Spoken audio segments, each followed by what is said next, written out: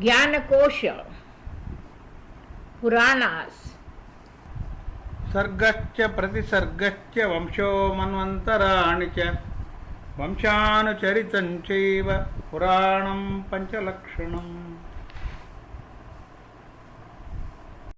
Varaha Purana, Shraddha rituals, Pitras and the significance of Shraddha.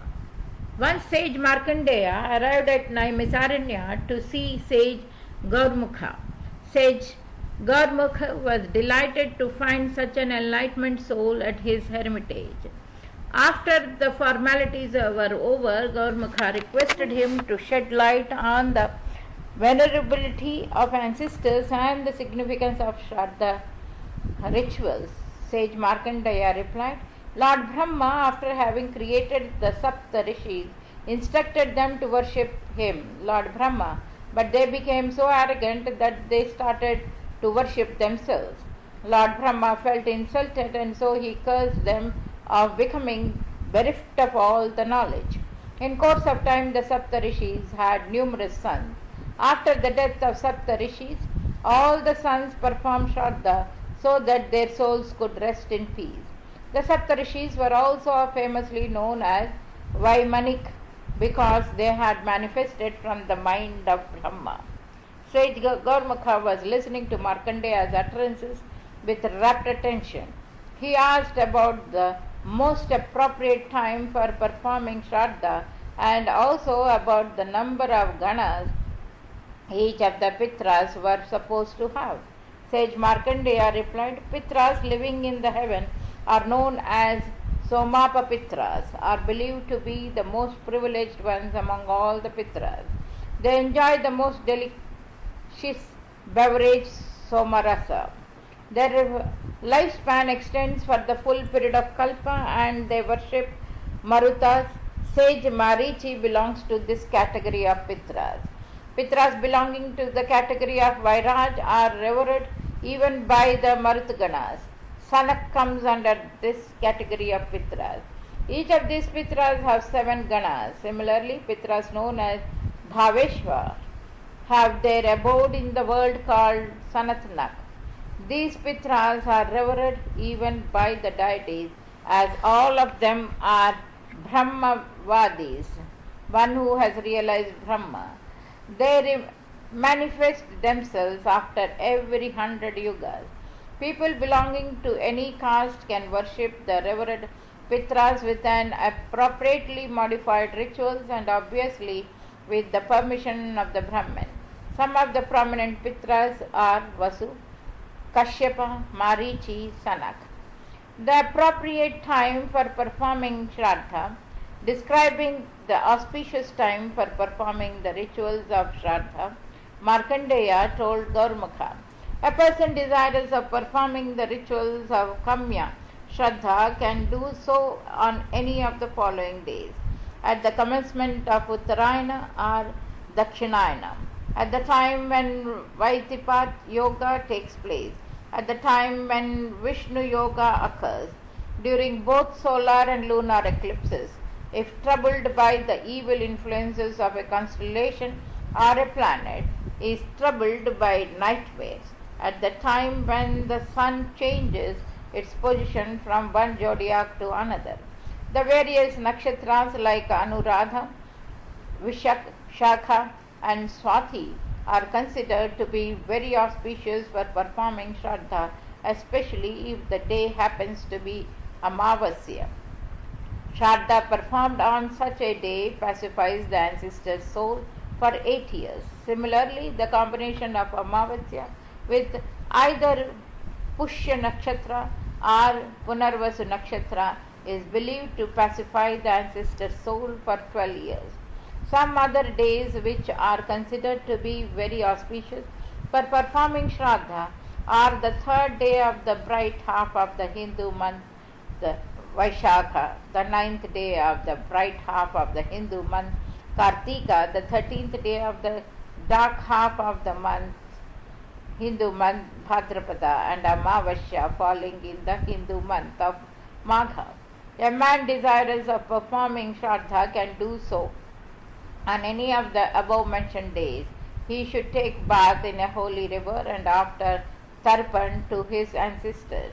Shraddha Kalpa, describing the types of Brahmin considered to be eligible to preside over the rituals of Shraddha, Markandeya told sage Gurmukha the following types of Brahmins can perform Shraddha: Trichantaket, Trimadhu, Suparna, and the Brahmins who are well versed in all the Vedas. The Shraddha rituals can be performed by any of the following relatives of the deceased, apart from his son, maternal nephew, grandson, daughter's son, father-in-law, son-in-law, maternal uncle. Similarly, the following types of Brahmin should never be invited at the Shraddha ceremony: a deceitful or a wicked Brahmin, a Brahmin who is a habitual backbiter or who is accused of theft, a Brahmin who has married a Shudra woman, and a Brahmin who earns his livelihood by working as a priest. How to invite Brahmins to Shraddha ceremony? Invitation should be given to all the Brahmins one day in advance. If invited Brahmins arrive to attend the Shraddha ceremony, they should be treated with due respect. The Brahmin who is supposed to perform the ritual should wash the feet of other Brahmins to show his respect towards them. He should then help them perform achaman, rinsing of mouth. Finally, the invited Brahmin should be fed after the rituals have been completed. As far as the number of invited Brahmins to the Shraddha ceremony of the ancestor is concerned, the scriptures have strictly put it to odd numbers 1, 3, 5. Similarly, the number of invited Brahmins for the Shraddha of the deities is considered, the number has been put to even number 2, 4, etc.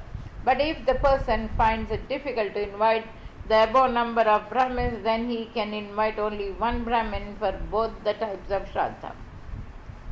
While performing the Shraddha of maternal grandfather, it is mandatory to perform the Shraddha of Vaishya Deva simultaneously. In the Shraddha ceremony related with the deities, the Brahmins should always have their foot facing east. On the contrary, in the Shraddha ceremony of the ancestors, the Brahmins should have their foot facing north. Types of Shraddha and Mantra. A person performing the Shraddha rituals should have his seat made of kusha grass. After taking his seat, he should invoke the deities and make offerings of aradhya to them. While offering aradhya to the deities, water and barley are commonly used along with other articles like sandalwood, incense. During the entire course of Shraddha rituals, sacred thread should be worn in an inverse position across the right shoulder and not across the left shoulder as it is normally worn. While performing the Shraddha of ancestors, offering of the articles like sesame seeds, water and kusha grass are normally made.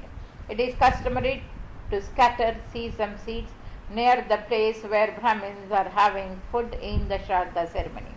The performance of the Shraddha ritual should imagine that the food partaken by them are actually satiating the ancestors. The chanting of Rakshodhana mantra is a must. The rituals of Pindadana and Bali Vaishwa Deva. One important characteristic of the rituals connected with the Pindadana is the offerings made to mains in the form of sesame seeds and water. Another important aspect is that Pinda is offered on the kusha grass, which are kept facing south first in the name of one's dead father and then in the name of one's grandfather and other ancestors. The performance of Balivaishya Deva rituals mark the end of Shraddha ceremony, after which the person should sit down along all the invited guests to have his food. Ancestors become satisfied if Shraddha is performed in their names and all the desires of such a man are fulfilled. Three things have great importance in Shraddha rituals: black sesame seeds, the auspicious Muhurta named Kutak and grandson. Donating silver is considered to be extremely auspicious. A person performing the Shraddha ritual should not venture out of his house till the completion of the entire ceremony.